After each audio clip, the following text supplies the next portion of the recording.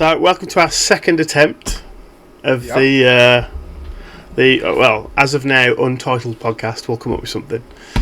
So it's myself, Crafty Mini, and I'm going to introduce him as my guru, my Yoda, Welsh miniature board gamer. Yeah, hello. So for this first episode, we're going to just be looking at how we got into the hobby, and just like a brief overview of some of the things that we like, don't like, however the sort of conversation flows. And then after the preceding episodes, it'll be going to more in depth as we go from there. We're trying not to go on a tangent like we did the first time we tried to record this. Completely went off on one. But yeah. Right, so before we start, let's a bit about ourselves and our channels. So, do you want to go first? Oh, thanks. Alright, so I'm a Welsh miniature board gamer, as we said. Yeah, I've been in the hobby since I was, probably pre-teen. I was probably started in the hobby via my brother, mainly. So I'm nearly 50 now, so that's 40 years of playing various games, etc. My brother was into role-playing games, so that's kind of where I got into miniatures to begin with, and also where I got into painting miniatures. It was actually through a role-playing game called MERP, which, strangely enough, was published by a company we might recognise the logo of. I have never heard of that. Yeah, this was sort of when Games Workshop was quite happy to sell other people's products. That many years ago.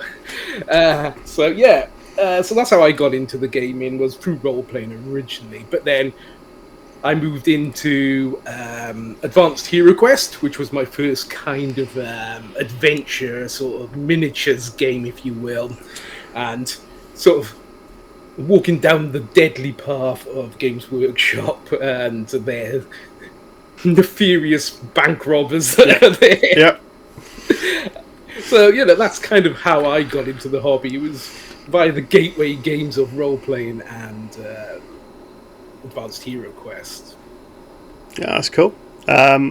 Pretty similar for myself. So, Hero Quest is the first sort of real introduction. And then we... from there it was Dungeons and Dragons. We started with Advanced D&D, which you need a maths degree to play. It's crunchy. I'll still enjoy it. I mean, I'll still go and play. I prefer it in computer form, so I'll still go and play the original Baldur's Gate and Icewind Dale, which were Advanced D&D. But yeah, started off with that, and then like yourself, I flirted with the dark side for a while. I did 3rd edition, 40k, a little bit of the old fantasy stuff. I had a Night Goblins army, which I mainly just painted. I didn't really play with them. But actually, one of the other ones, this is something I've completely forgot about when we first recorded this. Have you ever heard of Havoc? Havoc? Sort of rings a bell, but I can't picture it. Didn't actually play it, but I remember getting the starter set and a few expansions. So it was... I'll put some images up for the viewers, but we got it from Woolworths. I mean, that's how long ago it is. Woolworths doesn't exist in the UK now. But yeah, it was.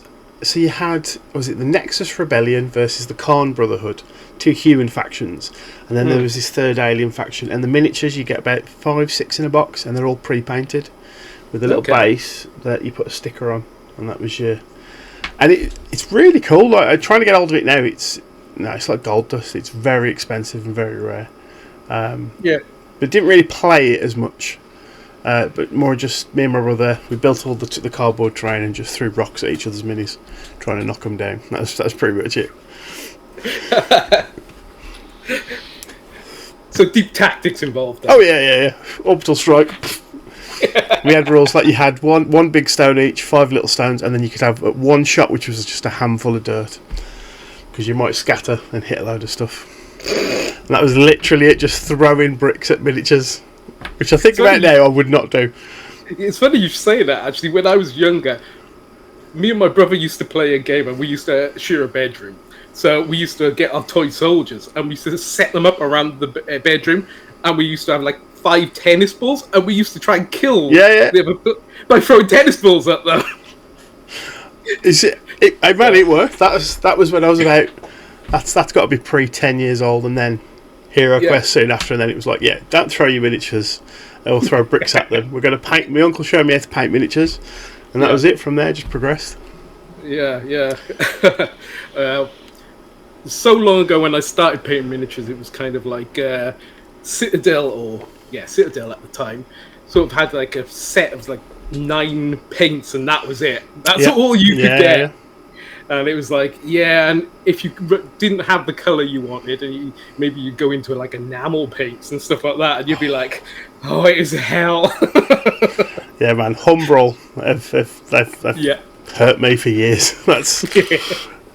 I'm sure if I used them now, I'd be happy. I'd be able to get used to them, but no, at the time it was horrible to paint with. Well, it was, because you're like, why isn't this going down right? Why aren't these getting the right colours? Why is it, it's like. It's because these aren't made for this stuff. You need to thin them down and what have you, which, of course, my small young brain didn't understand. It was just you glob it on. Yeah. Have you actually got any of your old, like, earliest paint jobs still about, or? It went through a phase about 15 years ago where I was honestly, I thought, these things are just lying around you, and I chucked a load of miniatures out. I also had like 2 of the old Mighty Fortresses. Wow. And I chucked them out. Oh, no. I was just so pissed with it being lying around and sort of mocking me. I chucked them out. But I probably do have some old miniatures somewhere. I got a lot of actual old miniatures left because they didn't take up much room, so I'm kind of like, kept some old Grenadier and some old Ralpartha. Oh, wow. A few of the old Mithril miniatures, which a lot of people don't even know about, which are absolutely lovely miniatures. I've only ever seen them there's a game store in Burton that I've been to a few times, and they had them in the blister pack still. But they were very select. Like, I think there's only like 4 or 5. Yeah. Back in the day, it was kind of like you either came away with like 10 Grenadiers, or you came back with 2 Mithril miniatures. It was like, which do I choose? Do you remember what your first ever miniature that you bought with your own money? First miniature I bought. Well, go to you first, because it might take me a second to rummage around. The reason I asked it, me and my friend were talking about stuff a few days ago, and I didn't realise, so they had stuff bought for me, and like my granddad used to go to sort of thrift shopping. He'd always find copies of Hero Quest, Space Crusade and stuff, so we had those. But the first minis I ever bought, I went into a Games Workshop, as we do at the age of sort of 13, 14, get suckered in. And my first ever box that I picked up and paid with my own pocket money was 5 Sisters of Battle with jetpacks. Walked out the shop, got about 10 feet, turned to my mum and went, I don't like these, because my brother had bought Orcs.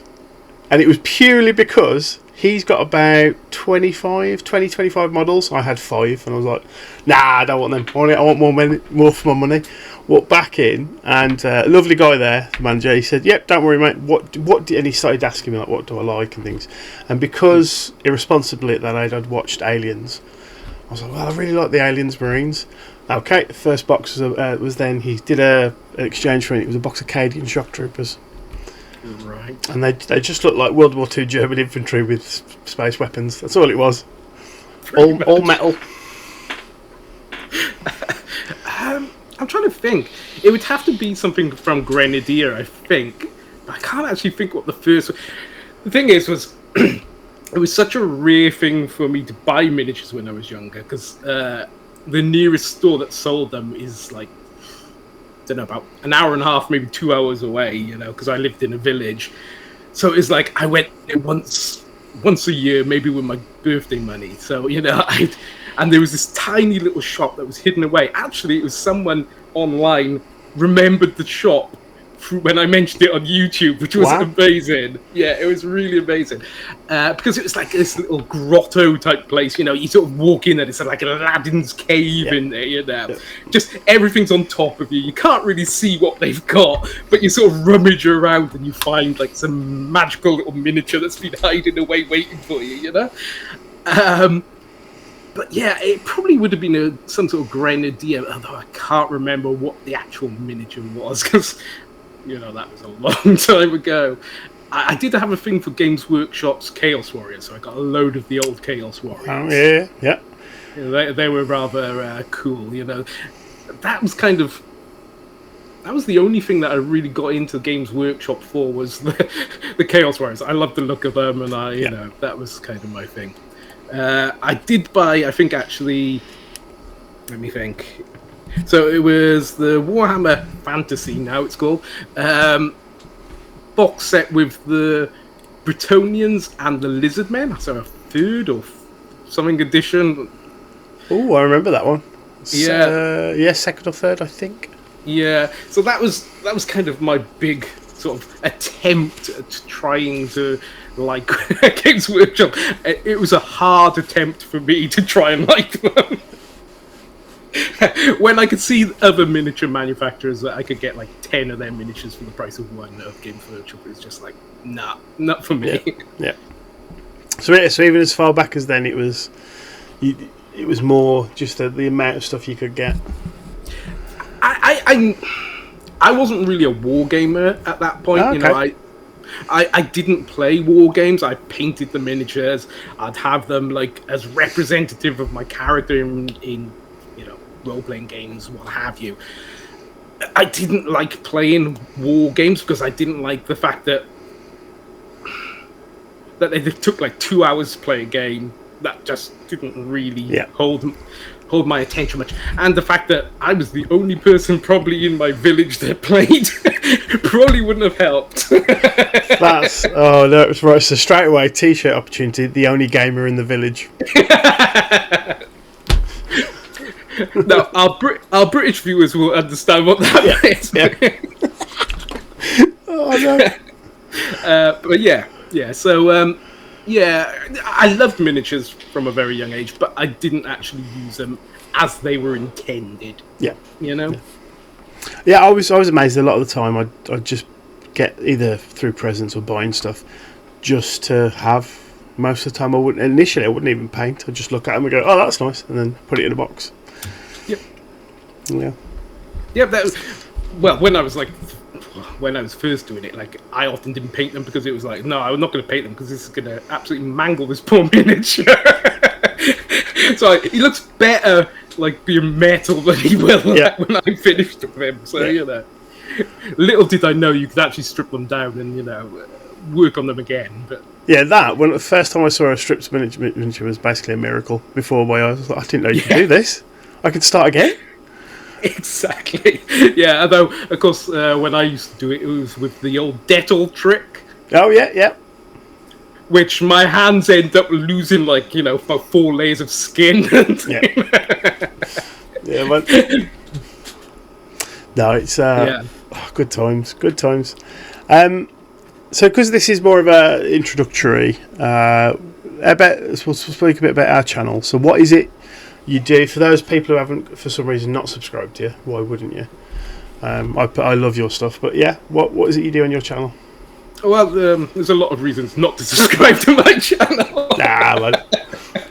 But yeah, so I suppose I'm more sort of for casual gamers, casual painters, you know, kind of people either getting into the hobby or people who don't take it too seriously. I think that's pretty much what I would like to say. You know, I'm not a person who's a competitive gamer. I much rather theme over sort of rules and competitiveness. I'm not a competitive painter. I just like to paint. I find it my zen place, and that's kind of what I try and get across in my videos is that, you know, painting is a hobby and it's about you relaxing and enjoying. I understand that some people want to get like a whole army painted just to play the game, But I think if you jump to that point, you're kind of missing sort of half the enjoyment of the game, if not more, of sitting down, painting, relaxing, de-stressing, and what have you. And that's kind of what I would like my channel to be. It's sort of, an extension of that, as well as like I review miniature boxes and, what have you. But generally speaking, I would, if someone took something away from my channel, I would hope it would be that this is meant to be fun. Try and enjoy it. Don't take it too seriously. Yep, 100% agree. And that, I can honestly say, that's something I've taken from watching your channel. There's been times where I go, this when we speak sort of privately, there's ups and downs. I go through my painting, and so like there was a video I did a few weeks ago, and it was looking at the ranges of Shadow Deep minis that you sent me, that you painted up, and that's what inspired that whole paint job. And it's nice just to get back into the feel of it, and to, like you say, to remember that it's a hobby and you should be enjoying it. Yeah, 100%. Because there's a lot of channels out there, and they're brilliant channels, but they feel almost militant in how they're trying to come across. Yeah, it's like, do this or you're doing it wrong. Yeah. And it's like, no, that's not how it's meant to be. Unless you're entering like some top award winning like painting program, or you're trying to be #1 Games Workshop fighting person, whatever they call it these days. Unless you're trying to be that, just enjoy it. Don't put pressure on yourself. Just enjoy your hobby. Yeah, definitely. What about yourself? What would you hope comes across in your? What do you think your channel is? It's definitely leans more towards the painting side. Now I've been dabbling about more with game reviews and stuff that I've been trying and playing. I'm looking at doing maybe a campaign and actually putting up the battle reports. The main reason I'm toying with it at the moment is because my terrain looks terrible. I'm still old school VHS boxes with a sheet over the top for a hill and things. If it works, it works. But yeah, for me, it's more definitely more the painting side.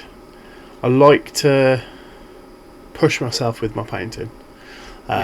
Sometimes to a fault that I do then struggle for inspiration. But I like painting unique and different things more. As you know, like busts and larger scale miniatures. Well, without a doubt, it shows in your paintwork that you are driven to improve yourself. And that's brilliant. I do like that, and I'm impressed with that. It's not me. I'm set in my ways, but I do understand that there are a lot of people like yourself who do like to push their skills further and further, and I'm not one of them, but I can see it in other people, and I can see that you paint really, really, really, really well. That's too kind. I'm all right. I cover up a lot of mistakes with tricks and tips. Washes, man. Wash will fix anything. And especially my new go-to, I'm going to do a little shout out for another channel. This stuff, I won't show up on camera. So this is Lamy Medium, Army Painted Dark Tone, and Reikland Flesh Shade. And it's from Sledgehammer Studios. Yeah. These Space Marine Juice. Yeah. As a unifying wash, that stuff's beautiful. It's not too dark. It gets everywhere I want it to. I'm like, oh, there we go. It looks a bit grimy. Done. Really good for small scale. I've been bashing out my bolt action British Airborne with that. Yeah, good stuff, man. So, is there anything you... It's weird asking a question that I already know the answer to, but is there any... from watching your videos, but is there anything you'd like to... or you try and get across when you're doing a video? There's something I try and get across.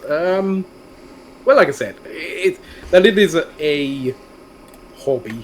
It is a way of releasing stress, way of enjoying yourself, and I think we discussed maybe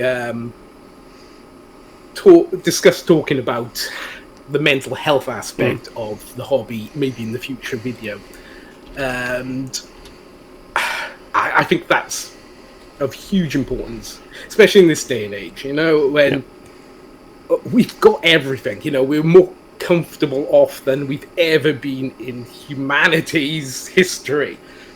But I think we're all still looking for more. And I think finding some hobby contentment somewhere where we can just zen out and enjoy what we're doing is really important. And it doesn't have to be like miniatures or wargaming or anything to do with our hobbies here. You know, it could be going out and walking in the sunshine if you're, you know, that sort of person. You know, it could be fishing. Yeah, I don't see the fascination, but a lot of people do.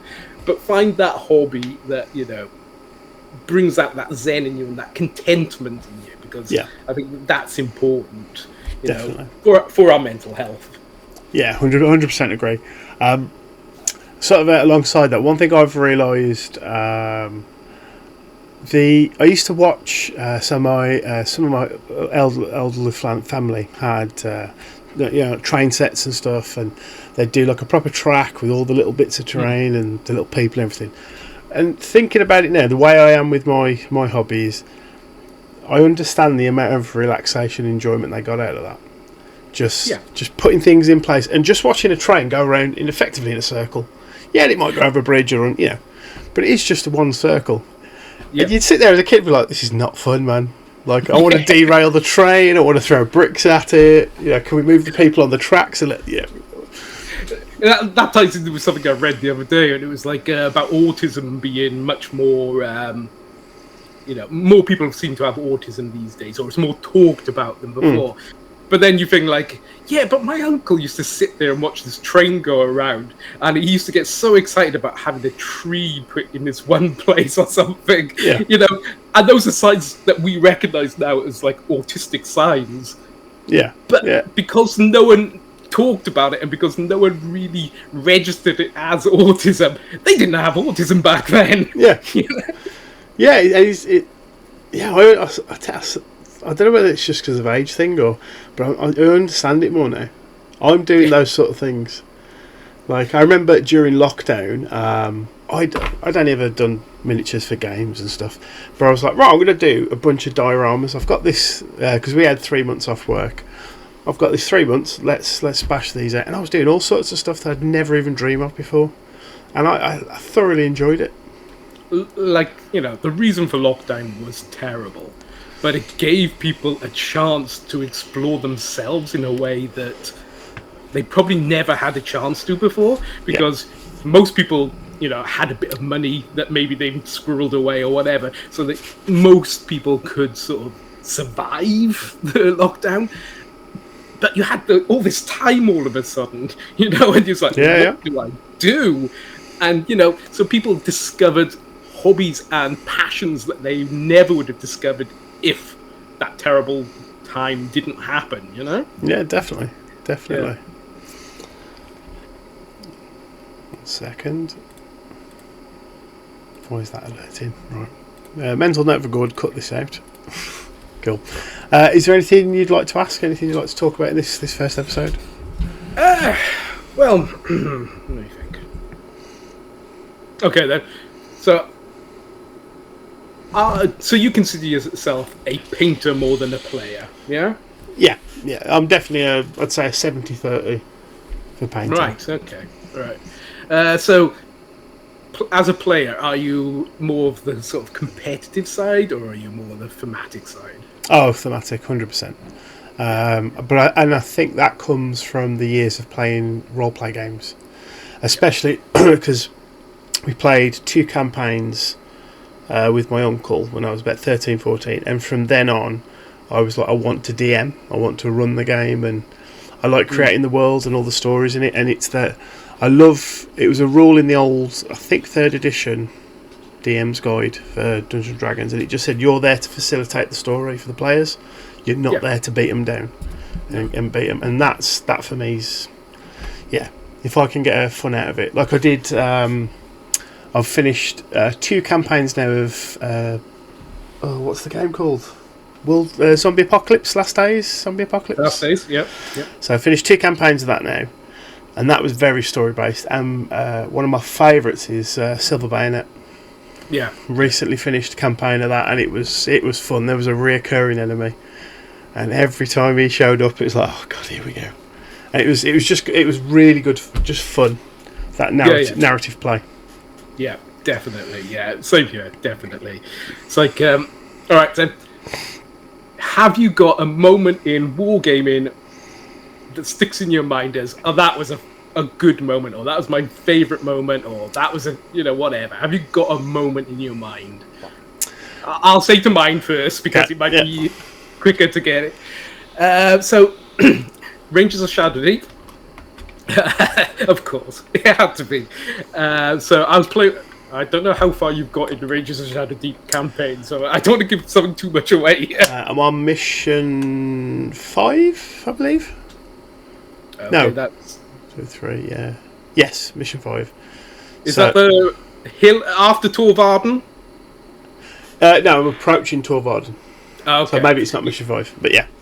Okay, so there's a mission that comes up.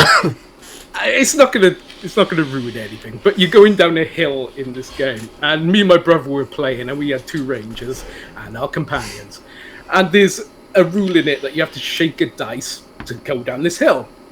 Well, of course, my guy failed the dice roll, so you have to fall 6 inches down this hill, and then goes around. Everybody plays their turn, and then my turn comes. My guy falls down another 6 inches because I failed the dice roll again. So my guy spends, I think it's something like 5 turns just rolling down this hill, and he's meant to be like this superhero ranger dude who can't even walk down a hill without rolling. And it just stuck in my mind. I thought, this is absurd, but it's hilarious, and that's kind of something that just stuck with me. Every time I come to this mission, I'm like, oh no. It's got like Mad Mardigan vibes from Willow. Does all that fancy sword twirling, then he falls over. Yeah. I wish I had something as humorous. Mine's a bit. It's quite sad. Mine's very serious. We were playing. So this is an old game, Spearhead. So it's a World War II divisional level. So you will have, I think they're 3mm miniatures. So you have 4 or 5 on a base. That's a platoon of infantry, and you'll basically have a division. And I was playing against, so it's me and my brother and my uncle. We used to play every Saturday at my nan and granddad's. And normally my brother's very much like, he's going to try and min-max, and he's a very aggressive, wants to win player. And it can be infuriating coming up against him at times. But for some reason, so it was the Russian front, he decided to roleplay his army, and he just mass charged me. And I was just sitting there going, this is amazing. I'm gunning everything down. I'm playing as the Germans, and it was a moment of you're playing the game as it, weirdly, not as the rules say you should, but how it historically would pan out. And it hit home. It was really good. I still ended up losing as well. Just waves of them. Those Russians just kept on coming. Yeah, man. But do like the narrative and anything thematic. Yeah. Definitely. 100% agree there. Yeah, definitely. Because I'm doing. So the reason I got the slight aside, the British Airborne starter army bolt action, I really want to do, because I've been lucky enough. I've been to Arnhem. And I really want to do a Battle of Arnhem, the Oosterbeek perimeter. So I've already got loads of German stuff. I was like, right, I'll get some British Airborne, and me and my friend are going to play, and we've got some Polish Air Brigade as well, and we just want to give it a go. Very cool, yeah. And almost like a what if as well. Can we? Yeah. Can the Brits do it? Can they hold out? I mean, the answer is no, because the Germans have got tanks, a lot of tanks. but we're hoping. Somehow. Yeah. But yeah, that's... You need to bring battle magic into it, you know. Well, it's fair. We have toyed with the idea, because I like writing rules as well for stuff. I've got a game... It's not good. It's not a very good game, but it's basically XCOM. And it's miniature agnostic. And me and my friend, we were playing that for months, like proper game testing it. And he said, should we just do a World War II, like a Hellboy type? So you got these weird monsters. And then we were looking at the silver bayonet rolls and going, well, we could use them as the core. And you have this little group of, British commandos or whatever it might be. Yeah. And then these monsters appearing. And it's something we are working on now. But with that, it's more, he's very good at the mechanics, whereas me, I'm writing all the fluff and the story for it. Right. Yeah, it's funny you say an XCOM game. I've written an XCOM game as well. Oh wow! Using actually the Rangers of Shadow Deep, obviously, rules. Which, that's fair, would work now that I've read them.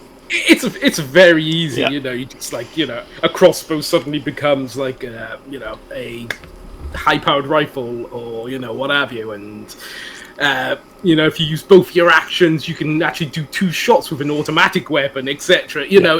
It's so easy to convert those rules, which is one of the reasons why I like the game so much, I think, And Joseph A. McCulloch, there is an altar over in the corner, where... Yeah, definitely. That guy knows how to write games. Yeah, he does. He most definitely does. I don't think has he done a bad game? Frostgrave, I loved. Silver Bayonet, I absolutely adore. What else has he done? Obviously, Rangers. Ghost Archipelago. Not played yet, but heard lots of good stuff. Have you got it? Somewhere. And what else? Stargrave, of course. Yeah, which again also very good. Yeah, I honestly, maybe his early stuff, maybe before he was Joseph A. McCulloch, might not have been, I don't know, up to scratch. I don't know. I can't think of anything he's done that's bad. So. Yeah, I do like his games. I'd recommend Silver Bayonet. I remember you put that post up, and you made a fair point. The Napoleonics is a very niche, but a friend of mine had done Pirates, and it does work with the black powder. You're right. You're right. Because actually my friend, it's the same guy who does all writes the rules that I do the fluff for, and we were looking at doing. We just watched the film, The Last Voyage of the Demeter. Came out a couple of years ago, and we were thinking, so the board will be the ship with the different levels, and you've got this small Silver Bayonet team trying to hunt Dracula on the ship, and it would, in theory, it would work quite well with that rule set. Ash actually did a version of that. Oh, did he? Ash Barker, yeah, him and Jay, I think it was. They did a version of, what game was it? I think it might have been Rangers of Shadow Deep, actually, and he did. Okay. They were on a boat, and there was vampire on board and what have you. So, you might want to check that out because it was actually quite good. Oh yeah, I'll have a look at that. Yeah. Yeah, I can't remember what he called it, so I'll send you a link or something. Yeah, man, I'll have a look at that. What's the? I meant to ask you this the other day actually. That post-apocalyptic game that you like. That I remember, I found an article saying that it's getting a re-release. Sometime soon, actually. Yeah, I think it's actually just been released. This is not a test. This is not a test. That's it. Yeah. Yeah, because I'm thinking of treating myself for my birthday for that. Oh, trouble is, it's a competitive game. So for me, it's probably doesn't get as much playtime as it used to get for me. I absolutely love it. I probably think it's probably still one of my favorite games, even with Rangers of Shadow Deep. It's just oof.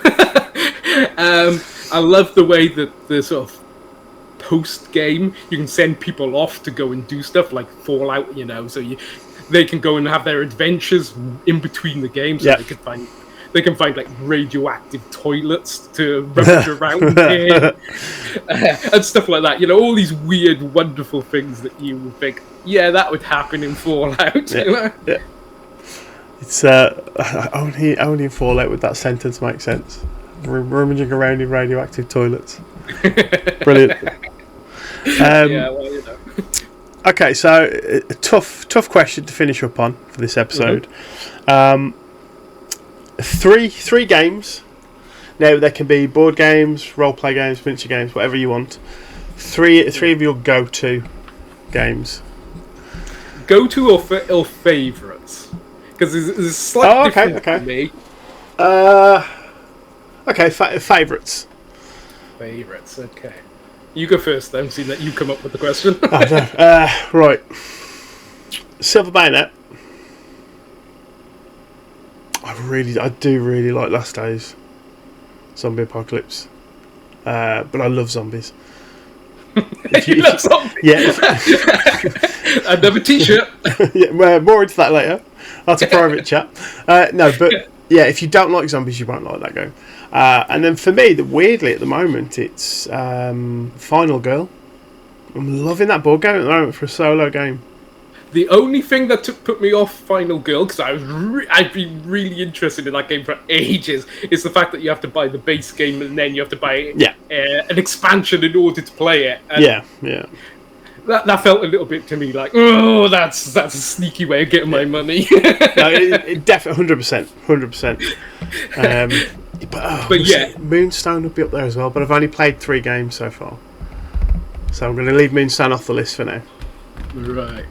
Okay, so 3 games. I wonder what my first one will be. Rangers of Shadow Deep. Really? Yeah, I know. It was shocking, wasn't it? Wow. I'm surprised that came in at first. I know. I hate to be predictable. Second. Probably This Is Not a Test. Okay. I love that game. I really do. I wish I could play it more, but it's one that, I just... Because I haven't got anyone to... Because most of the time I'm playing with either my neighbours or my wife. They're not very competitive-driven people. So I would feel awful just absolutely trouncing them because I know how to play the game and they don't. Yeah, that's fair. So, and I don't want them going away with that sort of bad taste in their mouth of like, oh yeah, he just whomped us and he didn't, he didn't give a shit about us, because I've played against people who've done that, who are very competitive, and it doesn't leave you feeling very good sometimes, Yeah, definitely. So third game. Okay, I'm gonna have to say, although it's not my favourite game by any means, but a game my wife loves so much that she'll happily play it with me any day of the week, and that would be Zombicide. Yeah. It's an easy game. I can crack it out, and we can know the rules off by heart. My wife knows the rules off by heart, so I don't even have to be thinking too much about. Hang on, was that in the rules? Because my wife knows them as well. So that's it's a thing for I can relax while doing it. While the other games tend to be I'm driving them because I'm the one who knows how to play them. Yeah. No, Zombicide. I love Zombicide. The one I played a lot of was the was it Black Death or Black Plague? Black Plague. Black Plague, yeah. Yeah, Black Plague up there somewhere. Yeah, my friend's recently he's got all of the Marvel Zombies, and we played that, which I see there. Yeah. I can say we've only played 2 games so far. Gambit broken. He is broken. He could just walk in a room and kill everything. Yeah. I think if you're one of those people who get annoyed at games that aren't perfectly balanced, I think Zombicide could be one that will drive you over the edge. Yeah, definitely. But if you take it as what it is, it's it's a fun little game running around. My wife's got for Christmas she wanted the supernatural characters, so she's got Sam and Dean running around killing zombies and what have you. So cool, man, cool. But yeah, I do like Zombicide. I see that's up there as well. Zombies again. I do like zombies. Like I love if I'm playing a computer game, State Decay 2. I'm always playing that. That's my little go-to. Yeah, I like that game. It's a good game. Yeah. Right, so we'll wrap this episode up. So, do you want to tell people where they can find you? And yep. So you can find me on YouTube and the Welsh Miniature Board Gamer, and I release a video.